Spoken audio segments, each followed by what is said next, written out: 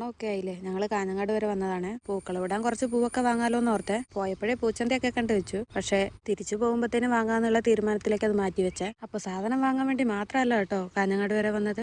അനിയനും അനിയത്തിയും കൂടെ വരുന്നുണ്ട്. അപ്പോൾ അവരെ കൂടെ കൂട്ടാലോ എന്ന് വിചാരിച്ചു. ഞങ്ങളെത്തിയപ്പോഴത്തേക്ക് അവർ ഓരോരോ സാധനങ്ങൾ വാങ്ങിച്ചു തുടങ്ങി. ഇവിടുന്ന് അങ്ങോട്ട് അനിയനും അനിയത്തിക്കും കൊണ്ടുപോകേണ്ട വണ്ടി എടുത്തുകൊണ്ട് വന്നത് ഞാനാണ്. അപ്പം ഞങ്ങൾ വന്നത് പയ്യെ ആയതുകൊണ്ട് ഇച്ചിരി താമസിച്ചു പോയി. അപ്പോൾ അവരെയും കൂട്ടി ബാക്കിയുള്ള സാധനങ്ങളൊക്കെ വാങ്ങി ഇറങ്ങാൻ വേണ്ടി തുടങ്ങുമ്പോഴത്തേക്ക് ഇതാണ്ട് നല്ല മഴ നോക്കി നിന്നിട്ട് കാര്യമില്ലാന്ന് മനസ്സിലായേ. അതുകൊണ്ട് അവരുടെ വണ്ടി അവർക്കും കൊടുത്ത് ഉണ്ടായിരുന്ന കോട്ടും എടുത്തിട്ട് ഞങ്ങളിങ്ങ് വേഗം പോന്നേ. പക്ഷെ ഒരു കാര്യം സംഭവിച്ചു, എല്ലാം വാങ്ങിച്ചു, ഒരു സാധനം വാങ്ങിക്കാൻ മറന്നുപോയി. അതെന്താന്ന് മനസ്സിലായ കമന്റ് ചെയ്യണേ. അപ്പോൾ രാവിലെ എഴുന്നേറ്റ് അങ്കക്കളത്തിൽ ഇറങ്ങി ഉച്ചയായപ്പത്തേന് ഏതാണ്ടെല്ലാം സെറ്റായേ. അപ്പോൾ ഓണസദ്യ ആദ്യം കഴിക്കേണ്ടത് മക്കൾ തന്നെയല്ലേ.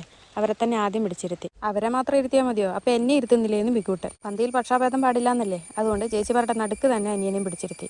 ഇതിപ്പോൾ എവിടുന്ന് തുടങ്ങേണ്ടിയിരിക്കുന്നു എന്ന് എനിക്കൊന്ന് ആലോചിക്കണമെന്ന് മികൂട്ടൻ. ഞാനെടുത്ത ഭക്ഷണത്തിന് ജീവനുണ്ടോ ദീപമേ? എടുത്ത സാധനത്തെ എടുത്തെടുത്ത് തന്നെ വെച്ചിട്ട് വേറൊന്നിനെ ലക്ഷ്യമിട്ടു. നീ ഇത് കൈ പിടിച്ചോണ്ടിരിക്കാണ്ട് വായിലേക്ക് വെക്കടാന്ന് ചേച്ചി.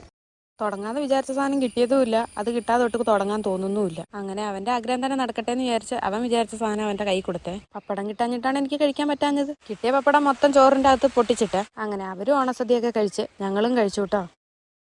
ഇതെന്താ എന്നെ തന്നെ എല്ലാവരും നോക്കി നിൽക്കുന്നത്? ഊണ് കഴിഞ്ഞ ക്ഷീണം തീർക്കാൻ വേണ്ടിയിട്ട് കുടുംബസമേതം ഒരു ചർച്ചയ്ക്കിരുന്നതാണ്. ചർച്ച വേറൊന്നുമല്ല, ഇതാ ഈ കാണുന്നത് തന്നെ. ചർച്ചയ്ക്കൊടുവിൽ തീരുമാനങ്ങളൊക്കെ വേഗം കൈയടിച്ച് പാസ്സാക്കിയിട്ട് രണ്ടുപേരും കളത്തിലിറങ്ങി.